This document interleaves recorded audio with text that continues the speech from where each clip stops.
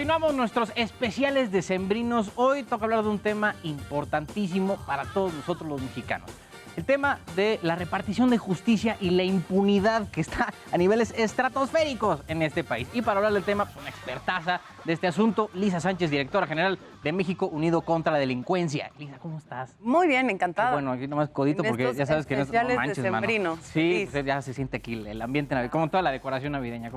Oye, Lisa, pues es que creo que no me queda más que abrir este tema tan sensible con una pregunta clara y directa. En todo el país tenemos como 95% de impunidad, ¿no? O sea, digamos que dependiendo del delito, pero sí. Bueno, está bien. Si hacemos todo el promedio, sí está como el 95, para arriba del 90, ¿no? O sea, ¿dónde está la falla en que si yo voy a cometer un delito, estoy 90% seguro que no va a pasar nada? Pues hay varios elementos que abonan a la impunidad, ¿no? Lo más común es que la gente piensa que tiene que ver con la famosa cifra negra, es decir, que se cometen delitos y la gente que los sufrió no va y no los denuncia. Ahí se nos pierde la gran mayoría de las denuncias. Pero una vez que el delito es denunciado, adentro ya de las tripas del sistema de justicia puede haber otros tipos de causalidad u otros tipos de impunidad, como el hecho, por ejemplo, de que la autoridad decida no investigar.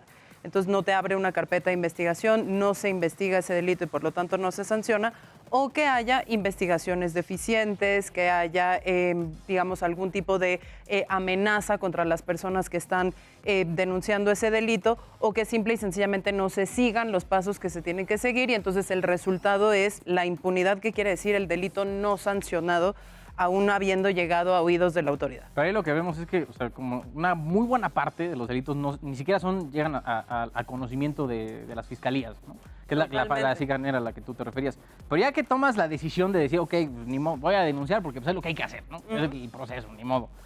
Pero esto que tú decías de que decir no investigar, pues, o sea, hay muchas, o sea, sí, porque no es como que dicen así, pues ¿saben qué? Está cañón, carnal, no lo podemos armar. Mira, es que dependiendo de los delitos o las faltas, ¿no? Lo primero que habría que diferenciar es que las faltas administrativas, como pueden ser las riñas o el desorden público... O sea, agarrarte a ranazos así en la calle. Esas normalmente, si no son lesiones, van a un juzgado cívico, ¿no? O sea, nada más jaloneo, ¿no? Hay alguien que está bebiendo en la calle afuera de mi casa y yo lo que quiero es hacer un reporte. ¿Ya aprendiste? Ahí tu vecina tendría que ir al juzgado cívico, no al Ministerio Público. Y digamos, en el juzgado cívico, ahí lo que te van a hacer es citarte y buscar que entre las partes haya una solución de controversias. Si es un delito como tal que ya requiera la intervención del sistema de justicia penal, entonces tienes que ir al Ministerio Público y ahí sí, lamentablemente, tenemos varias causas que son atribuibles a la autoridad por las cuales las personas o se desisten de denunciar o simple y sencillamente su proceso no continúa. Como que el tiempo de espera es muy largo, como que a veces te pidan requisitos que ya no son necesarios, como ir a ratificar el delito, como el hecho de que si necesitas ser revisado por un médico legista, en caso, por ejemplo, de un asalto sexual, de una violación sexual, te den una cita para 2 o 3 días después, cuando ya se perdió la evidencia, o que te revictimizan porque te hacen pasar de entrevista en entrevista, de funcionario en funcionario, hasta 7 veces contando la historia y muchas veces te culpabilizan a ti por la comisión de ese delito y las personas prefieren no denunciar.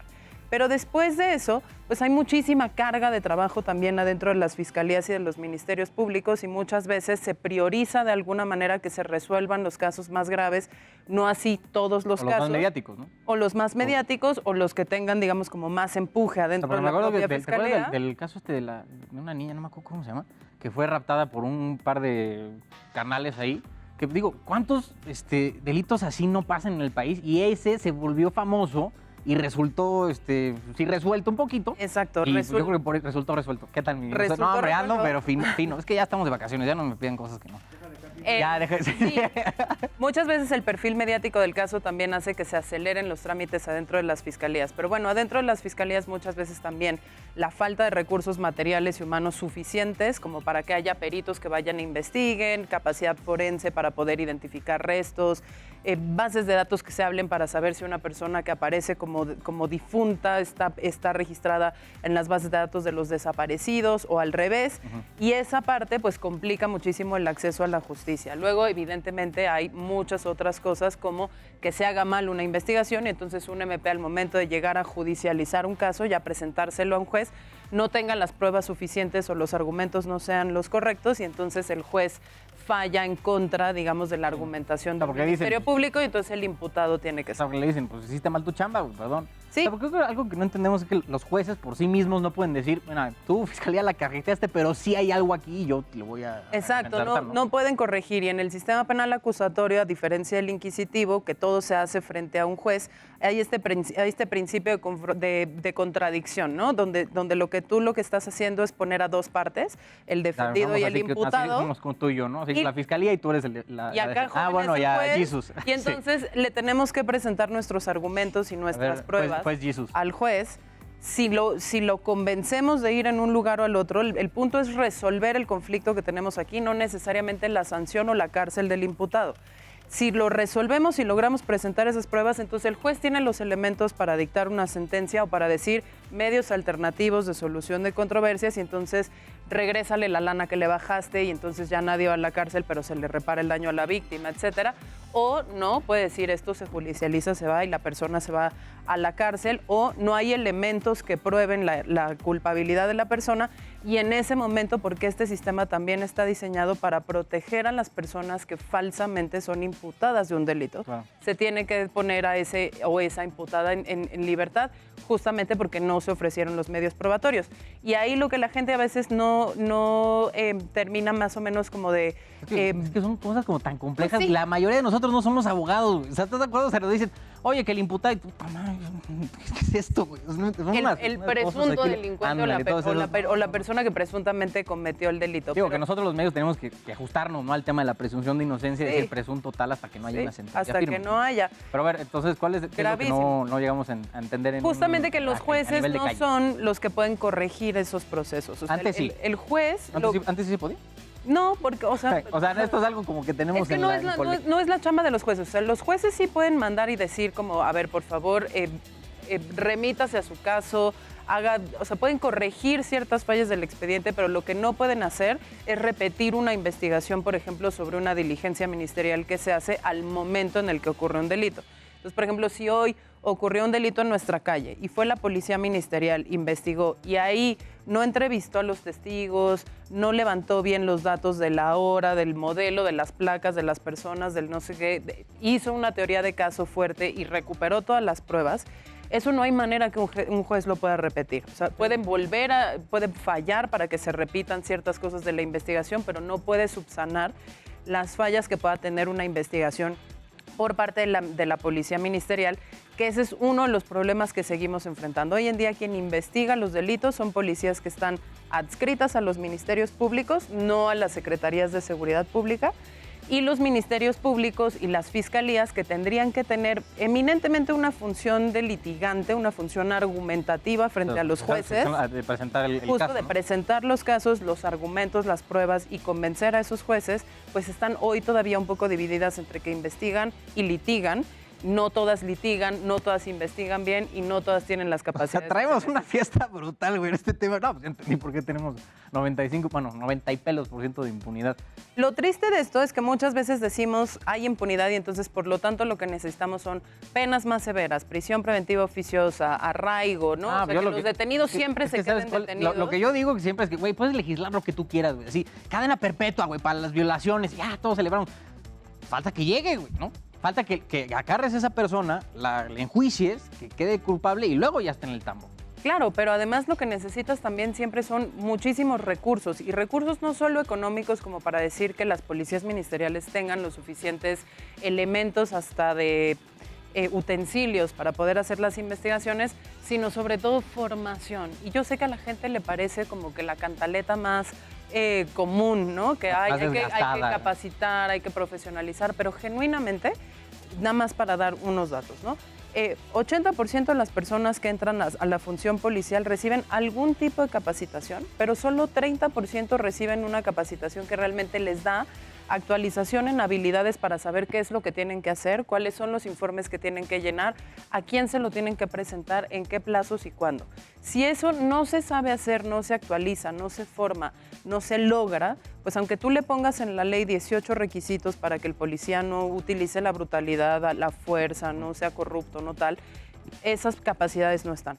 Lo mismo sucede en las fiscalías. Nosotros tenemos un déficit muy importante comparado con muchos países de América Latina de suficiencia de ministerios públicos y de suficiencia de jueces. ¿Cómo de cuánto? Pues porque normalmente el promedio es como de 3.48 jueces por cada 1,000 habitantes, nosotros estamos teniendo 1. Entonces estamos en un tercio, digamos, de lo que el promedio de América Latina tiene de capacidades judiciales y ministeriales para poder hacer frente al volumen de delitos que tenemos, que además es enorme. Sí, de los que se denuncian, ¿no? Bueno, de todos los que ocurren y luego justo todos los que no se denuncian. Oye, entonces, todo el tema es muy complicado. O sea, si te pones del lado del Ministerio Público, por ejemplo, es muy complicado hacer un expediente bien. O sea, porque pues, lo vemos y dices, vamos a hacer un rollazo, ¿no? Mira, no es que sea muy complicado, lo que pasa es que muchas veces tampoco nos damos cuenta que un litigante, un defensor, por ejemplo, una vez que ya se hizo la investigación y tiene una carpeta de investigación que ir a litigar en frente de un Supongamos juez. que ya hicimos ¿cómo se llama? El de tu vecina, mano. Ah, no, tú que andabas de imprudente, entonces ya tenemos la investigación aquí. Ya tenemos la investigación, Vamos ya con está ahí, con el ya juez, ¿no? tengo todas las pruebas acá, y entonces le toca a un defensor irlo a defender para saber, abogado, ¿no? Ajá, y convencer al juez.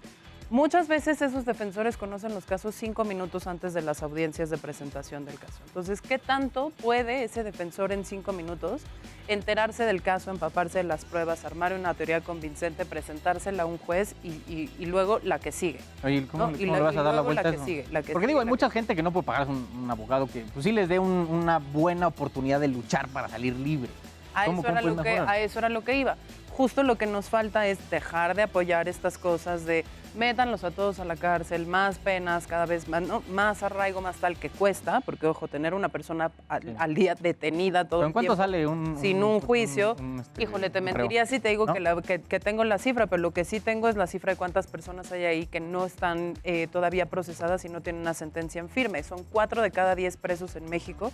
Pueden pasar hasta 2 años en prisión sin ser formalmente acusados de algo, sin tener un en lo juicio, que ven. O sea, en lo sin tener una sentencia en firme. Entonces, todo lo que nos cuesta eso, imagínate si en vez de estarlo poniendo ahí, lo estuviéramos poniendo del otro lado, en donde lo que tiene son más jueces, más policías ministeriales, más agentes del Ministerio Público que están más descargados y entonces en vez de tener 5 minutos, pues no sé, tendrán un día como para poder realmente que ni siquiera es estudiar el necesario, caso, ¿no? Pero bueno, ya tienes un poco más de bueno, de el tiempo que oportunidad. realmente se necesite para poder llevar muy bien el caso ante el juez y entonces no estar enfrascados en esta discusión en donde creemos que son los jueces y sobre todo los derechos humanos, ¿no? Los que están liberando cantidad de delincuentes y poniéndolos en las calles cuando no nos ponemos a pensar que no tenemos los recursos suficientes genuinamente para procesarlo. Oye, a ver, nada más para darnos aquí una especie de palitos y bolitas, ¿no? Del sistema penal que tenemos ahorita vigente. Se comete un delito. Lo denuncio, ¿qué sigue? Llegas al Ministerio Público, en el Ministerio Público se abre o no una carpeta de investigación.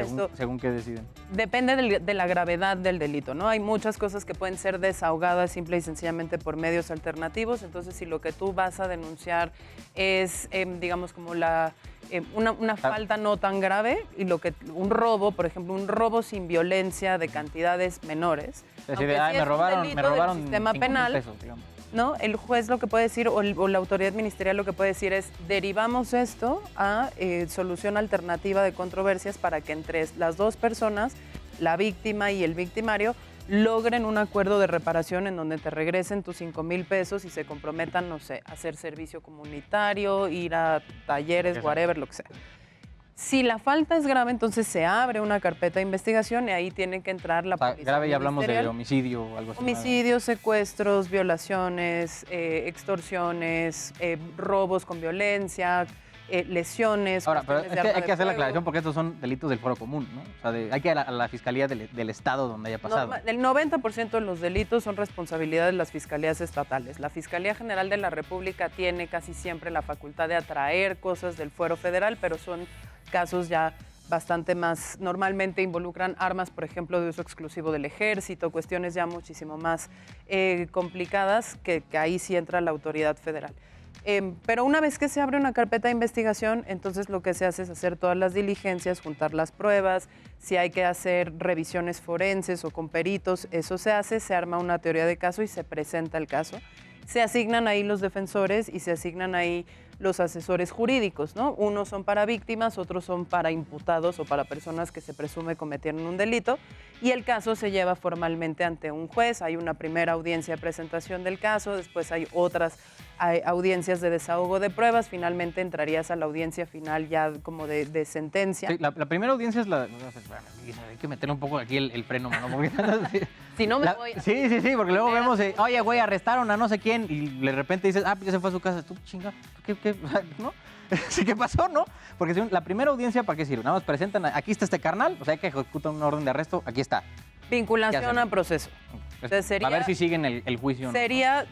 Es un juez que valida la detención, por ejemplo, si es un delito que se denuncia donde vas a llevar a una persona en calidad de imputado o de victimario, de delincuente, y lo lleva la autoridad porque lo arrestó la autoridad, hay un primer juez que tiene que validar que ese arresto o esa presentación se llevó a cabo de manera legal.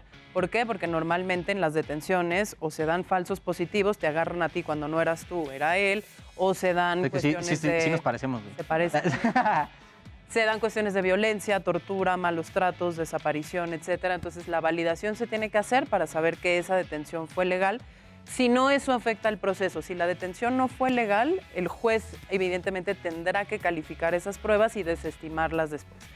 Después, ya que tienes, digamos, el caso más armado, sí pasó a juicio, digamos. Y avanza, entonces hay una audiencia de presentación ante el juez en donde ya está todo el caso, no sé qué, y puede haber, digamos, más audiencias dependiendo del caso, pero con que la gente se quede con la idea de que hay un juez que califica al inicio la investigación sobre todo el tema de las detenciones y las presentaciones de personas que se supone cometieron delitos, y después hay otro juez que es distinto, que no conoce el caso, que ya conoce el caso completo y que es el que decide cuál es el mecanismo que se va a utilizar para resolver esa controversia. Okay. Lo que sí es bien importante es que sepamos que nuestro sistema penal acusatorio hoy en día no tiene el objetivo primario de encarcelar o sancionar, como tiene de resolver los conflictos, porque hay una parte que no teníamos antes, que era poder resarcirle el daño a las víctimas cuando esto se pueda y garantizar que la conducta no se vuelva a repetir.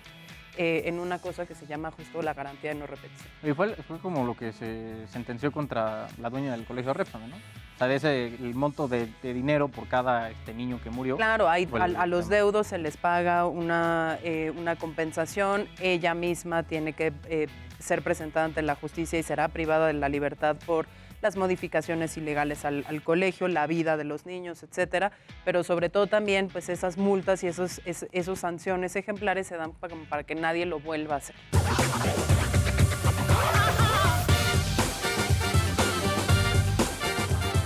Bueno, regresamos con Lisa Sánchez aquí de la directora general de México Unido contra la Delincuencia. Vamos a aplicar estos conocimientos a casos prácticos que conozcamos. Vamos primero con la tía Chayi, con Rosario Robles. A ver, empezó con este asunto de ser testigo protegido. Bueno, el primero que fue Lozoya, ¿no? Empezó con esto. ¿Qué es este asunto de ser testigo? No es cierto, testigo protegido o colaborador, ¿no? Sí. ¿Son los mismos o estoy aquí regándola? Digamos, cuando tú tienes un proceso abierto en tu contra, que la autoridad te sospecha de algo y te está acusando formalmente de algo, hay una cosa que se llama criterio de oportunidad, que es una previsión que está en nuestras leyes, que si tú, sobre todo en casos de corrupción o delitos que tienen implicaciones como para la sociedad en su conjunto, das información relevante para que la autoridad pueda sancionar a eslabones más grandes de la cadena que tú mismo. Por ejemplo, si yo justo soy Rosario Robles, pero arriba de mí había un presidente, había operadores políticos, había tal, entonces yo puedo, como una estrategia de defensa, acogerme al criterio de oportunidad y decir, contra beneficios en mi pena, yo lo que hago es entregarte información que te ayude a procesar al peces más grandes, para que el beneficio de mi proceso y del proceso de los peces más grandes sea el mayor para la sociedad en su conjunto. Eso se puede hacer. Si las personas deciden acogerse al criterio de oportunidad, entonces son procesadas por los delitos que se les acusan en calidad de imputados o culpables, ¿no? Digamos, ya no, la estrategia de defensa ya no es voy a probarte que soy inocente, sino más bien te voy a dar la información que necesitas para llegar a alguien más grande y yo voy a lograr un beneficio que puede ser reducción de la pena, proceso en libertad, etcétera. Rosario Robles inicialmente no se acoge a ese criterio, ella decide llevar su defensa como una persona inocente, que le va a probar a la autoridad que ella es inocente. Y por lo tanto, la citan a una audiencia, en esa audiencia le dicta un juez rápido prisión preventiva oficiosa, la meten a Santa Marta Catitla y Rosario Que Robles tenía una lleva conexión ahí rarísima, ¿no? presa. Con Dolores Padierna y ¿no? el triángulo amoroso que se armó con su... Bueno, sí, ¿te acuerdas? también ¿Sí te con el acuerdas? argentino Con del Renave. Ahumada. Ajá. No, es una... Pero, bueno, en fin, de las cosas que luego llegan a pasar. Pero mira, el punto es, con todo y con lo que uno puede estar muy interesado en que se sancione la estafa maestra y lo que resulte de esa operación de recursos, es una operación ilícita de recursos públicos, una de las primeras cosas que a mí siempre me llama la atención del caso Rosario Robles es que estamos cometiendo una inconstitucionalidad en contra de ella. ¿Por qué? Porque la prisión preventiva oficiosa está marcada en la Constitución como que tiene una duración máxima de 1 año. Es decir, la autoridad no te puede tener más de 1 año privado de la libertad sin realmente demostrarte que los cargos que te está presentando se sostienen e iniciar un proceso. En este caso, Rosario Robles lleva más de 1 año en prisión preventiva oficiosa y cada que sus abogados están logrando llegar ya a una parte en donde puede continuar su proceso en libertad, llega una nueva acusación con nuevos delitos, con nuevos Son tiempos, mañosos, ¿no? para poder alargarle justamente estar presa sin juicio. Entonces, al margen de si es culpable o no es culpable, las personas tienen derecho a un juicio pronto y expedito y no pasar años y años privados de la libertad en lo que la autoridad decide si sí te va a afincar esos cargos o no y si lo va a investigar o no lo va a investigar. Oye, entonces, para el criterio de oportunidad, según lo que me acabas de decir, tendría que hablar del patrón, ¿no? Sí, De Peña totalmente. Nieto, porque- Ese es justo lo que regula ese criterio. Que sí, siempre haya un beneficio mayor o una acusación mayor de un delito O mayor. sea, si es de alguien de su nivel, eso no sirve. Pues sí. ya es alguien de su nivel, pero estamos hablando de montos muchísimo más grandes. Una operación 2 veces más grande que la estafa maestra podría servir, pero normalmente es escalafón. Ok. Oye, a ver, esto muy a propósito de lo que hemos vivido este año, que es la escalada de violencia contra las mujeres. Se habla mucho de los feminicidios y todo este rollo, y escuché, no me acuerdo alguna vez en estas comidas familiares que se dicen muchas cosas. Los que bonitos luego- intercambios sí, por sí. WhatsApp. Que es muy difícil probar el delito de feminicidio. O sea, tener evidencia, es decir, esto fue un feminicidio y no un homicidio contra una mujer.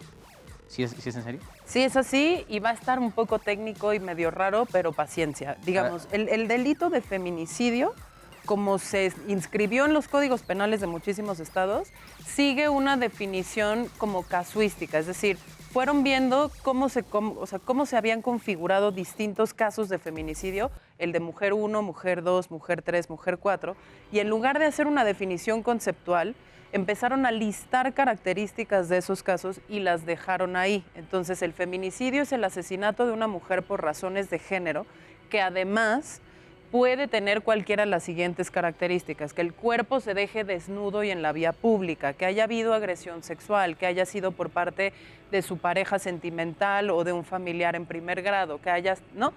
Todas esas características que en realidad fueron sacando de casos y casos y casos. Cuando no puedes comprobarlas, normalmente la autoridad te dice, pues si no caen todos estos supuestos, yo no puedo comprobar el delito feminicidio, Claro. y lo califican como homicidio doloso de mujer, pero no por razón de género, y entonces no entra en las estadísticas de delitos de género. O sea, entonces tendrían que, las fiscalías tendrían que probar que hubo, o sea, bueno, si no lo dejaron... Como para encuadrarlo, tendrías que estar haciendo como un checklist, ¿no? Como de, o sea, ¿tienen que cumplir todas esas características? No necesariamente todas, pero sí tiene Porque que sí cumplir está con cañón, esas ¿no? características. Entonces eso lo hace muy difícil. ¿Qué es lo que necesitaríamos nosotros para mejorar nuestros sistemas estadísticos y saber realmente cuántos feminicidios se cometen en este país? Mejorar la definición de feminicidio, porque dejándola así como arbolito de Navidad con tantos regalitos, le están haciendo muy difícil a la propia autoridad probar y poder configurar el delito feminicidio. Oye, si tuvieras que dedicar una buena parte de recursos a cualquiera de estas partes del sistema penal que tocamos, ¿a cuál ves que sería el más beneficioso? Híjole, yo tengo dos. Uno, recursos humanos, porque sí, genuinamente, la gente necesita entender la función que desempeña y necesita tener las habilidades necesarias para la función que desempeña. Ejemplo, si tú eres una persona que está en una fiscalía especializada para la búsqueda de personas desaparecidas o de desaparición forzada y no entiendes que el registro, ese Excelito que estás llenando, es lo que va a alimentar la investigación y la posibilidad de encontrar a esa persona o no, tiendes a llenar el Excelito como si fuera una cosa de tarea en la versión del no aplica, no aplica, no aplica, no me acuerdo, no me importa, no me importa. Y entonces, cuando esa información llega a la autoridad dice, bueno, a ver, señas particulares no tenía. ¿En dónde fue la última vez que lo vieron? ¿Quién sabe? Alguna otra cosa en particular. Entonces, ¿en dónde empiezas a buscar a esa persona? ¿Cómo logras identificarla? Entonces, recursos humanos siempre tienen que estar al centro. Te pongo otro ejemplo, policías. Las policías en México, las preventivas y las ministeriales, no tienen una relación laboral con el Estado mexicano. Es decir, según tú, serían trabajadores del Estado mexicano, Pues ¿cierto? sí. O sea, un policía trabaja para la autoridad, Secretaría de Seguridad Pública. ¿Qué tal? ¿No? Ya me sorprendí tanto, güey, que hasta me tragué un gallo bien. Entonces, Les reconocen una relación administrativa donde si tú los quieres después correr o no les quieres respetar sus derechos laborales, puedes hacerlo. No tienen antigüedad, no tienen prestaciones respetadas, no tienen derecho, por ejemplo, a sus propios uniformes y materiales de trabajo. La mitad de las policías en este país tienen que comprarse o las botas o el uniforme o el chaleco antibalas o la gasolina de la patrulla o tal, porque no tienen esa relación laboral con el Estado. Y la Corte hace semanas acaba de ratificar el criterio, aunque es una relación administrativa y no es una relación laboral con el Estado mexicano. Entonces, si no invertimos en esos recursos humanos, estamos un poco en la calle.